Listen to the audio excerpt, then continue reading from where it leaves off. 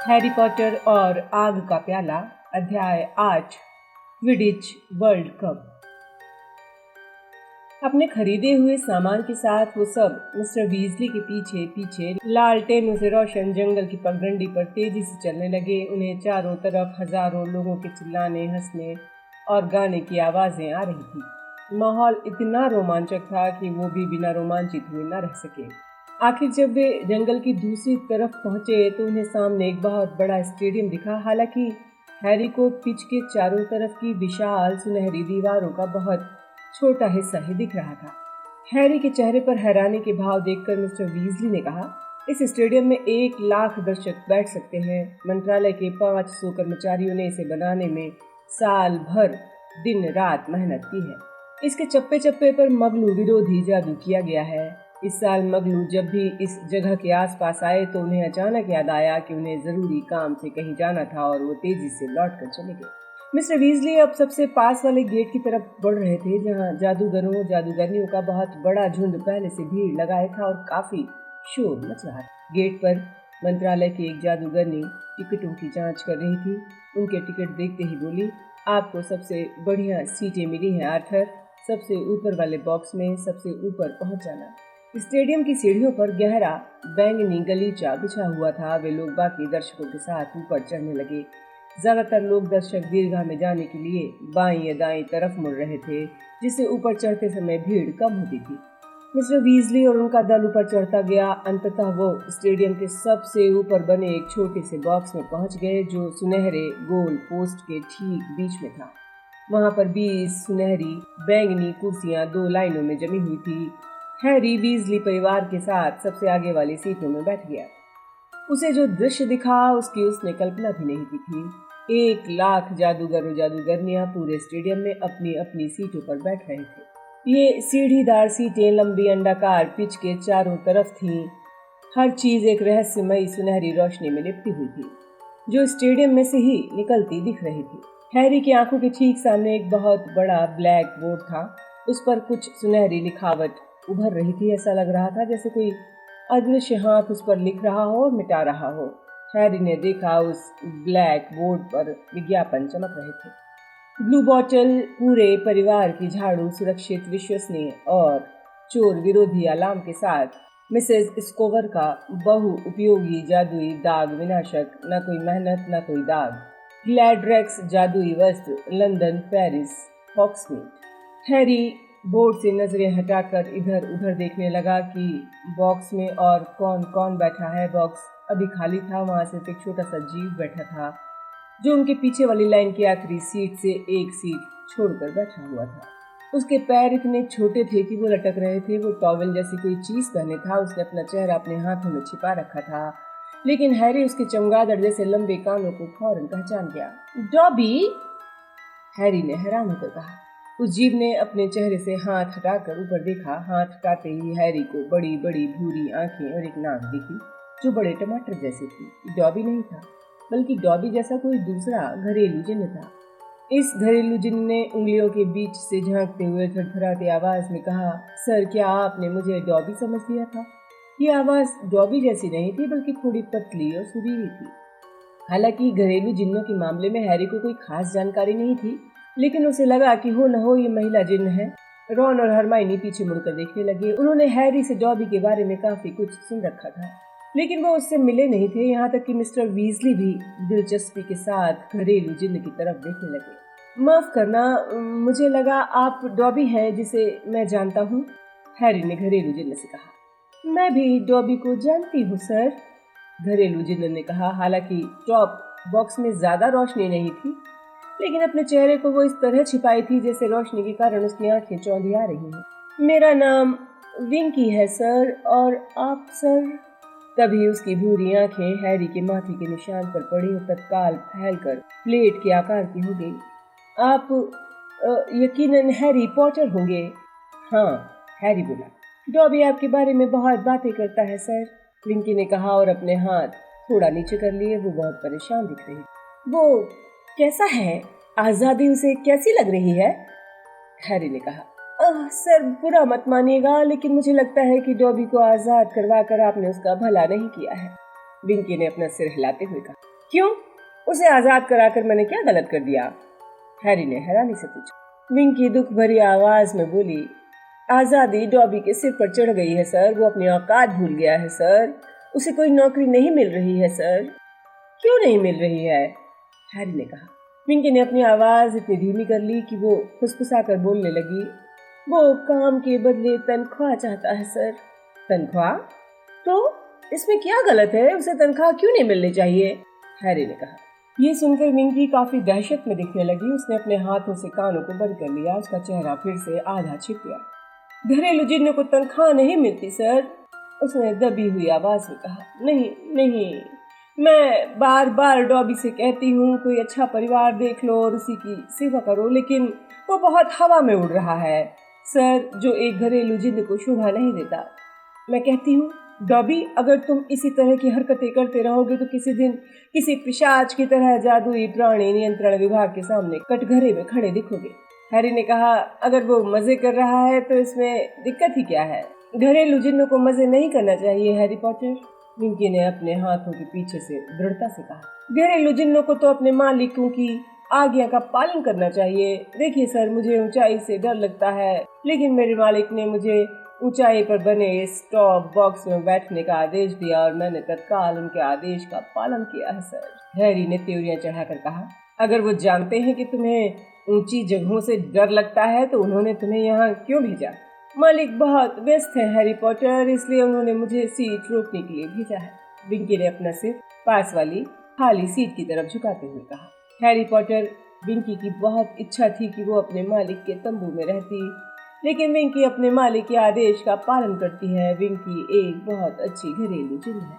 विंकी ने एक बार फिर डरकर स्टेडियम के नीचे की तरफ देखा और दोबारा आंखें बंद कर हैरी अपने साथियों की तरफ मुड़ा। रॉन बुदबुदाया, तो घरेलू जिन्न ऐसे होते हैं, बड़े अजीब होते हैं, है ना? हैरी ने जोश से कहा। डॉबी इससे भी ज्यादा अजीब है। रॉन ने अपनी सर्वदर्शक दूरबीन बाहर निकाली। उससे स्टेडियम की दूसरी तरफ बैठी भीड़ को देखने लगा। बहुत अजीब है। उसने रिप्ले वाला बटन दबाया। मैं उस बूढ़े आदमी को नाक में उंगली डालते बार बार देख सकता हूँ।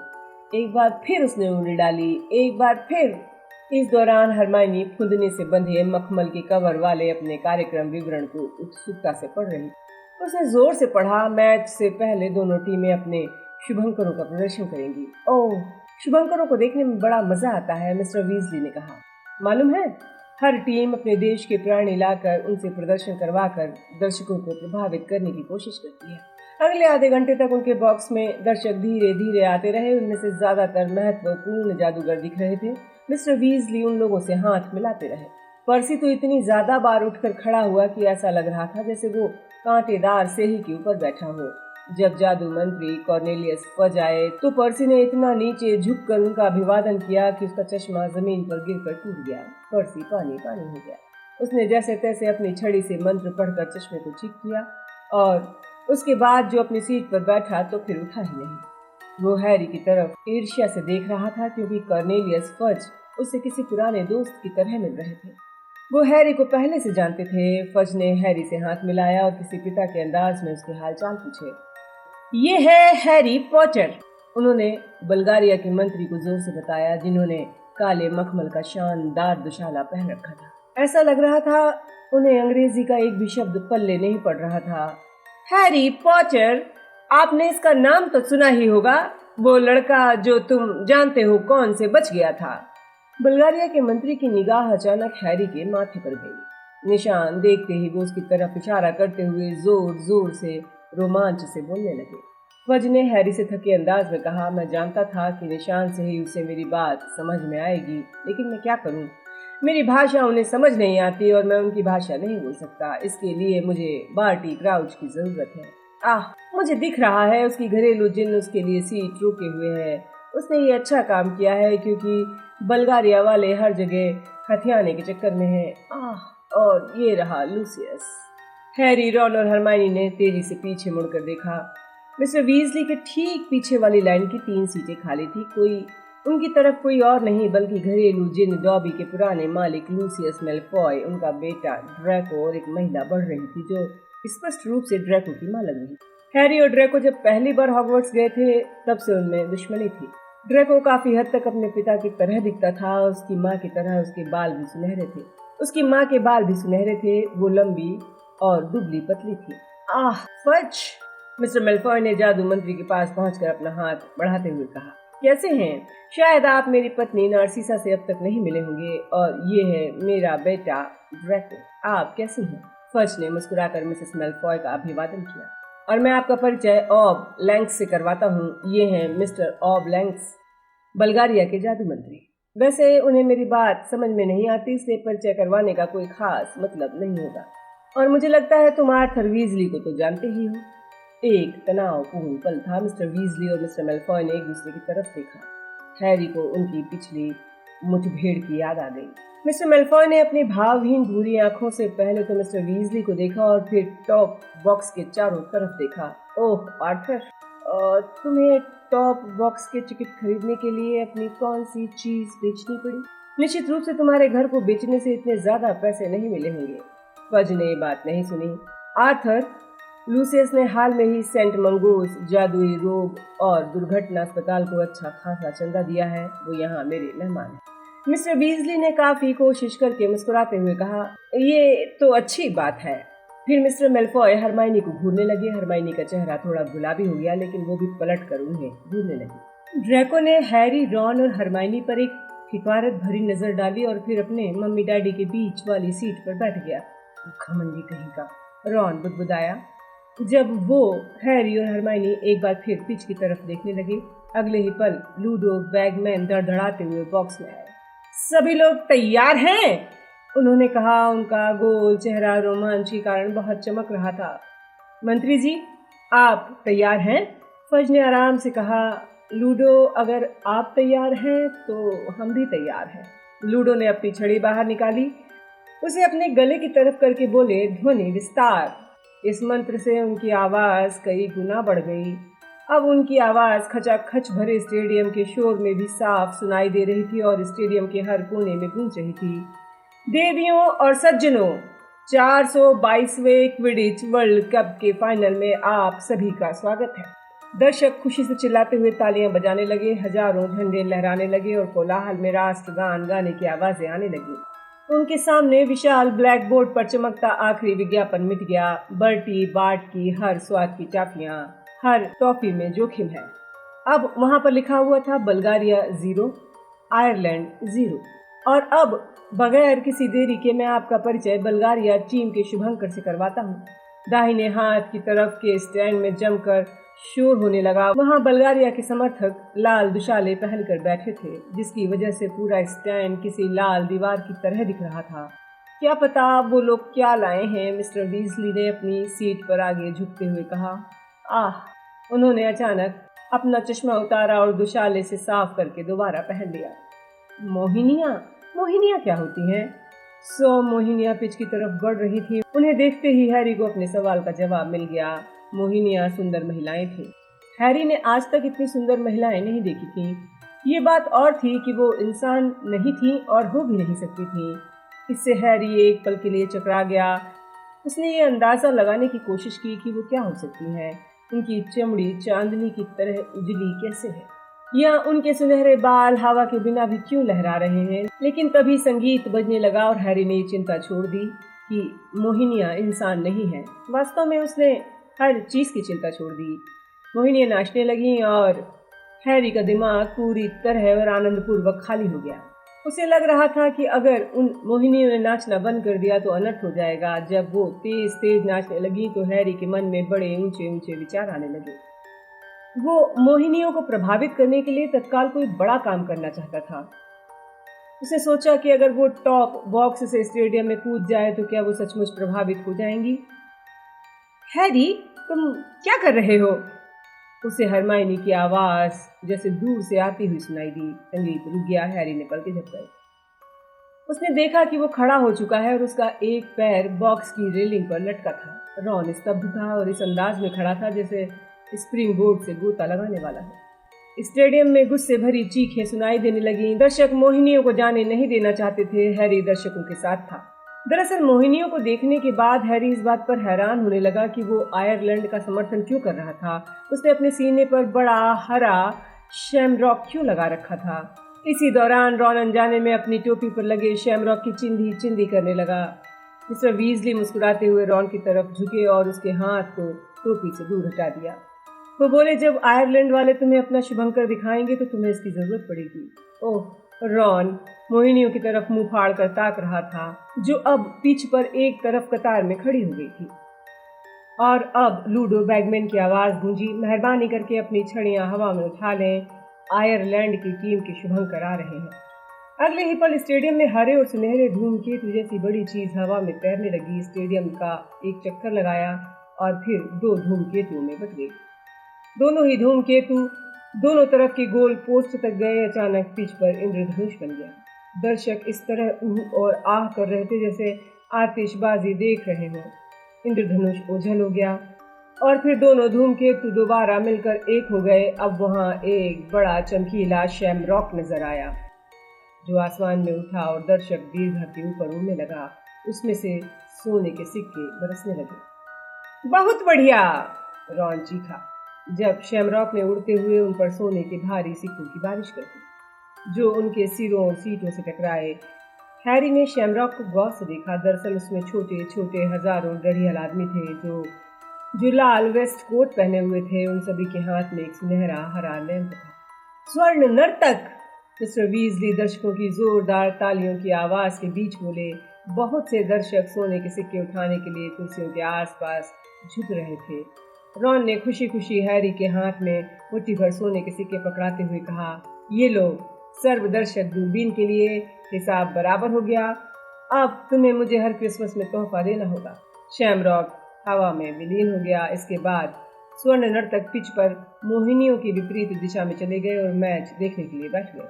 देवियों और सज्जनों, अब कृपया बल्गारिया की क्विडिच टीम का स्वागत करें। ये रहे दिमित्रोव। लाल दुशाले पर एक आकृति झाड़ू पर इतनी तेजी से उड़ती हुई आई कि उसकी बस एक झलक दिखाई दी। पिच पर उड़कर आती इस आकृति को देखकर बल्गारिया के समर्थकों ने जोरदार तालियां बजाईं। इवानोवा। लाल दुशाले में दूसरी तरफ खिलाड़ी उड़ती हुई आई। जोग्राफ, लेवेस्की, बल्चानोव, वोल्कोव और क्रम।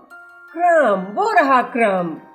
रॉन चीखा। वो अपनी सर्वदर्शक दूरबीन से क्रम को एकटक देखने लगा। हैरी ने भी जल्दी से अपनी दूरबीन पर निगाहें गड़ा ली। विक्टर क्रम दुबला था, उसका रंग गेहुआ था, बड़ी सी नाक थोड़ी चिपटी थी, उसकी भौहें काली और मोटी थीं। वो बड़े गिद्ध जैसा दिख रहा था। यकीन करना मुश्किल था कि वो सिर्फ 18 साल का है। अब कृपया आयरलैंड की क्विडिच टीम का स्वागत करें, बैगमैन चिल्लाए। ये रहे कॉलोनी, Bryan, Troy, Mullet, Moran, Quigley और लिंच।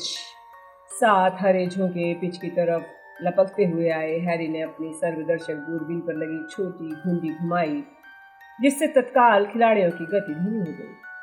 उसने देखा खिलाड़ियों की झाड़ुओं पर फायर बोल्ट लिखा था और उनकी पीठ पर सुनहरे अक्षरों में उनके नाम कढ़े हुए थे।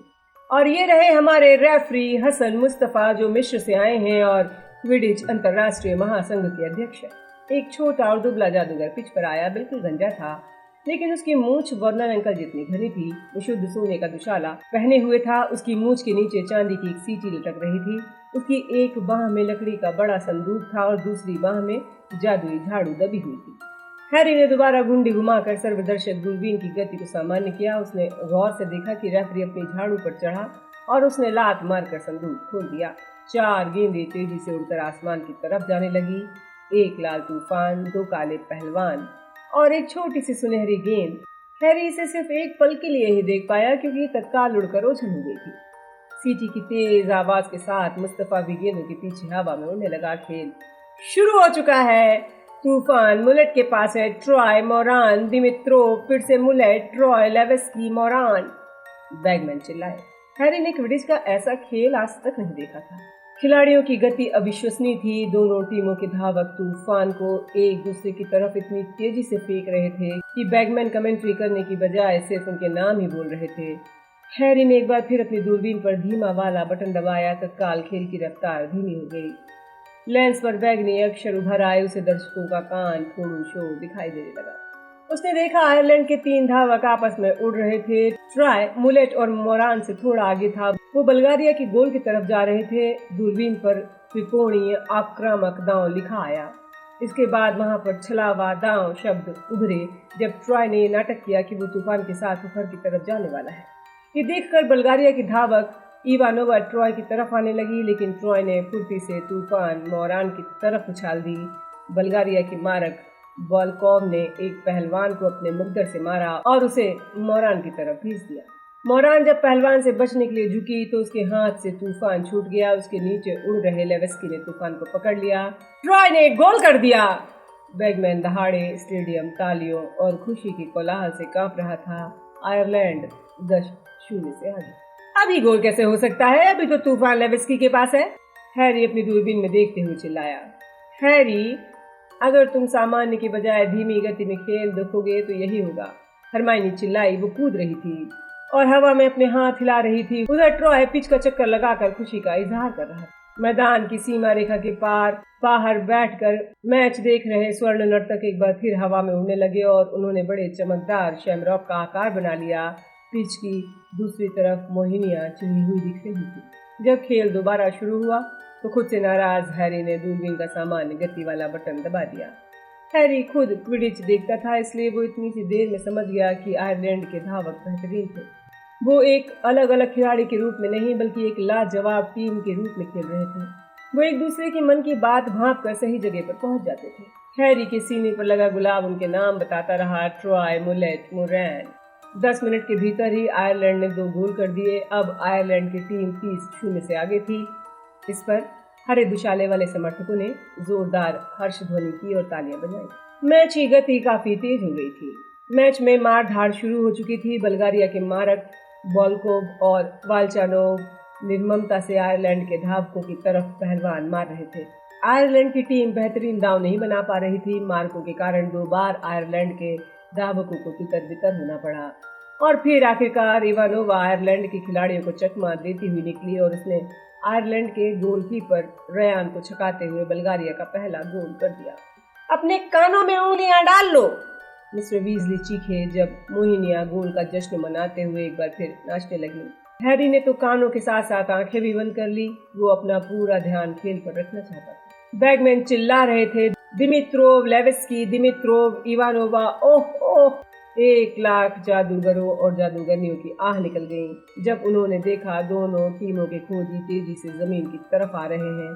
क्रम और लिंच धावकों के बीच इतनी तेजी से नीचे आ रहे थे जैसे वो किसी हवाई जहाज से बिना पैराशूट के कूदे हों। हैरी ने अपनी दूरबीन से उन्हें नीचे आते हुए देखा। वो सुनहरी गेंद को देखने की कोशिश कर रहे थे। हैरी के पास बैठी हरमाइनी चीखी, वो दोनों जमीन से टकराने वाले हैं। उसकी बात सच निकली। एकदम आखिरी पल में विक्टर क्रम एक झटके के साथ गोते से बाहर निकला, दोबारा ऊपर उड़ने लगा। बहरहाल लिंच धम से जमीन से टकराया, जिसकी आवाज पूरे स्टेडियम में गूंज गई। आयरलैंड के दर्शकों वाले स्टैंड की तरफ से जोरदार आहें सुनाई दी। मूर्ख, मिस्टर वीजली बोले, क्रम को धोखा दे रहा था।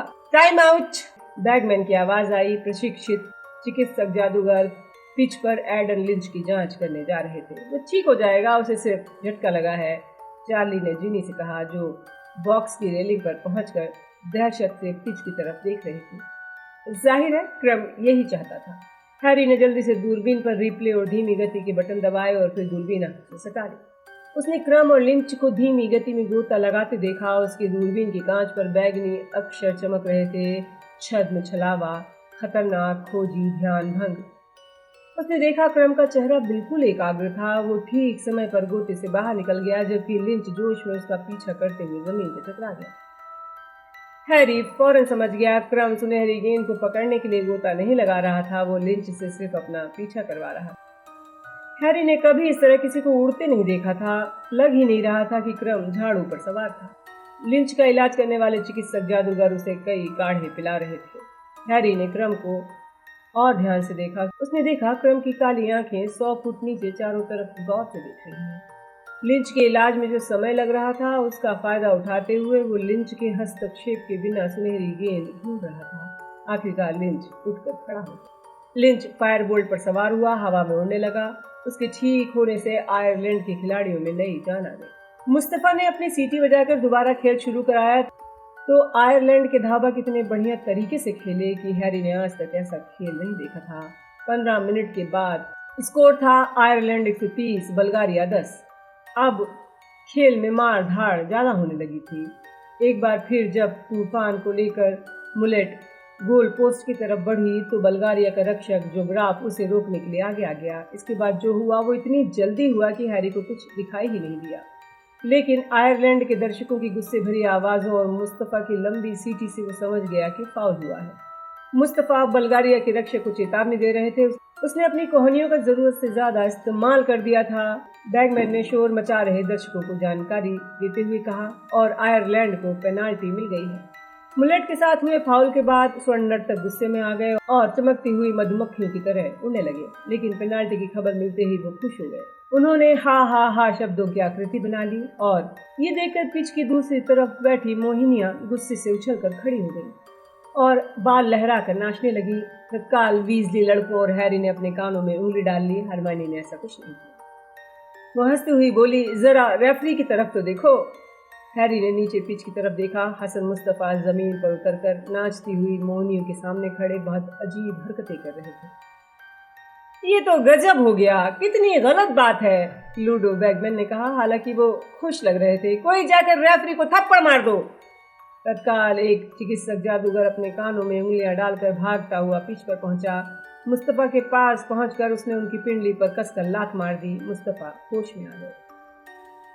हैरी ने देखा मुस्तफ़ा बहुत शर्मिंदा दिख रहे थे। वो मोहिनियों पर बुरी तरह बरस रहे थे जिन्होंने अपना नाचना बंद कर दिया था, लेकिन वो बगावत कर उतारू थे। बैगमैन की आवाज़ आई, और अगर मुझसे समझने में गलती नहीं हो रही है तो मुस्तफ़ा दरअसल बुल्गारिया के शुभांकरों को स्टेडियम के बाहर भेजने की कोशिश कर रहे हैं।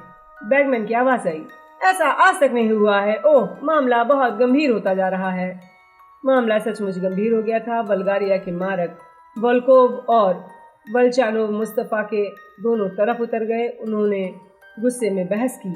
वे स्वर्ण नर्तकों की तरफ इशारा कर रहे थे जिन्होंने अब खुशी के कारण ही की आकृति बना ली।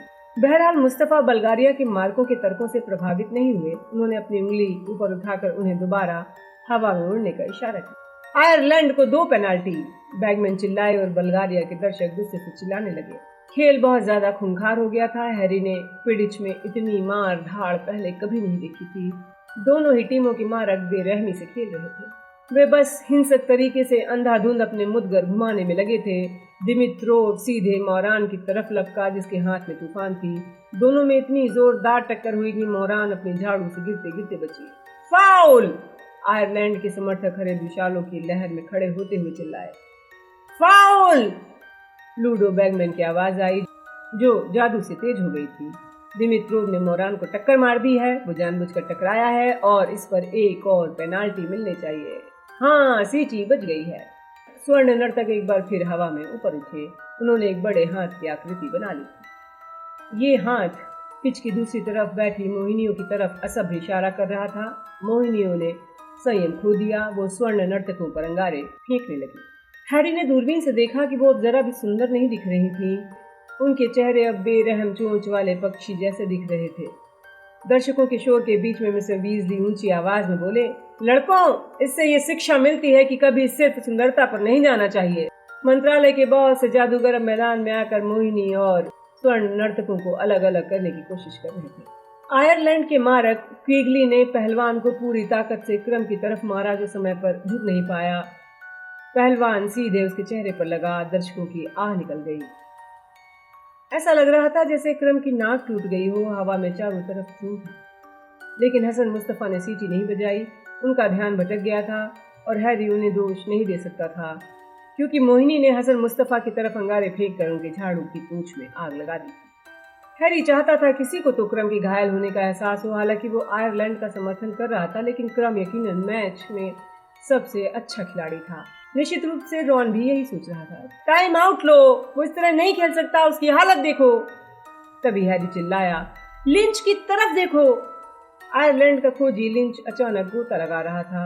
यकीनन ये छलावा नहीं था, उसे सचमुच सुनहरी गेंद दिख गई थी। ऐसा लग रहा था जैसे आधे दर्शकों को भी ये समझ में आ गया कि क्या हो रहा है। आयरलैंड के समर्थक हरी लहर में उठकर अपने खोजी लिंच का हौसला बढ़ा रहे थे, लेकिन क्रम ठीक पीछे आ गया था, क्योंकि अब भी उसकी नाक से खून की फुहारें निकल रही थीं। हैरी को समझ में नहीं आया कि क्रम को ये कैसे दिखाई दे रहा होगा। क्रम अब लिंच की बराबरी पर था। दोनों एक बार फिर धड़धड़ाते हुए जमीन की तरफ आ रहे थे। वे टकराने वाले हैं, हरमाइनी चीखी। रॉन गरजा, वो नहीं टकराएंगे, लिंच टकराने वाला है, हैरी चीखा। उसका अंदाजा सही था। लिंच दूसरी बार जमीन से टकराया, बहुत तेजी से टकराया। गुस्सेल मोहिनियों की भीड़ ने तत्काल उसे अपने पैरों तले कुचल दिया। चार्ली ने चिल्लाकर पूछा, सुनहरी गेंद कहाँ है? हैरी चिल्लाया, क्रम ने उसे पकड़ लिया है, क्रम ने उसे पकड़ लिया है। खेल खत्म हो गया। क्रम का लाल दुशाला उसके नाक से बहते खून से लथपथ हो चुका था।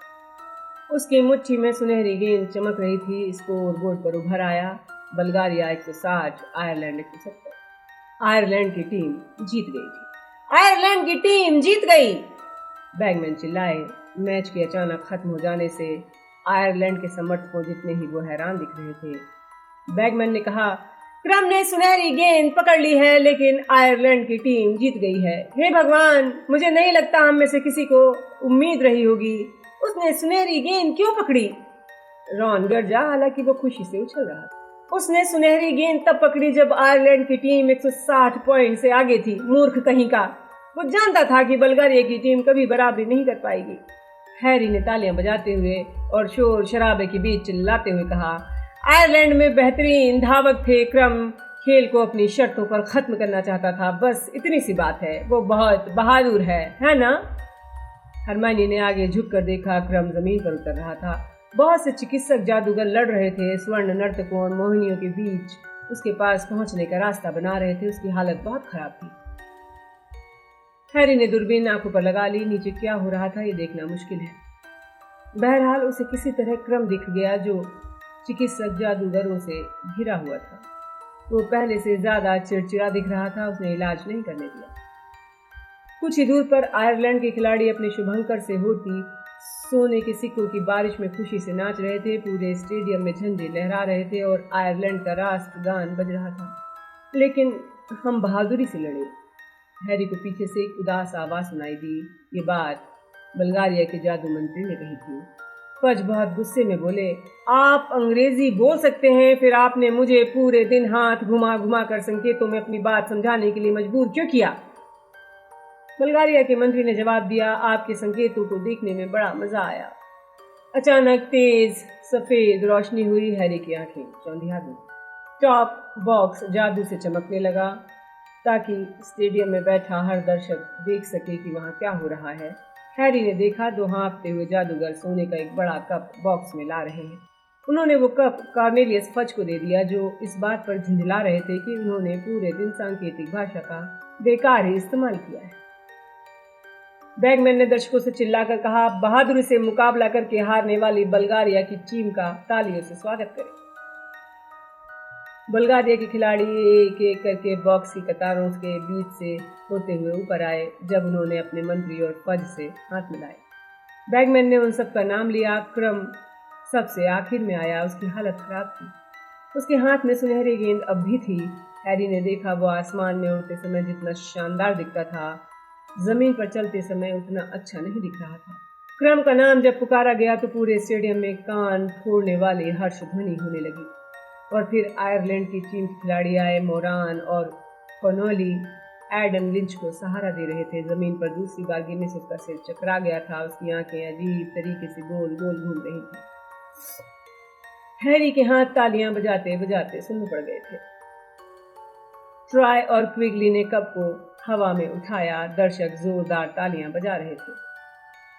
आयरलैंड की टीम बॉक्स से निकलकर अपनी झाड़ुओं पर सवार होकर स्टेडियम का आखिरी चक्कर लगाने गई। एडन लिंच कॉनोली की पीठ पर सवार था। बैगमैन अपनी छड़ी अपने गले की तरफ करते हुए बुदबुदाए, शांति। फिर उन्होंने भर्राई आवाज से कहा, लोग इस मैच के बारे में बरसों तक चर्चा करते रहेंगे। कितना प्रत्याशित मोड़ आया, कितने अफसोस की बात है, मैच जल्दी खत्म हो गया। हाँ, मुझे तुम लोगों को पैसे देने हैं। फ्रेड और जॉर्ज अपनी सीट से उठकर लूडो बैगमैन के सामने पहुंच गए और मुस्कुराते हुए उनके सामने हाथ फैला दिया।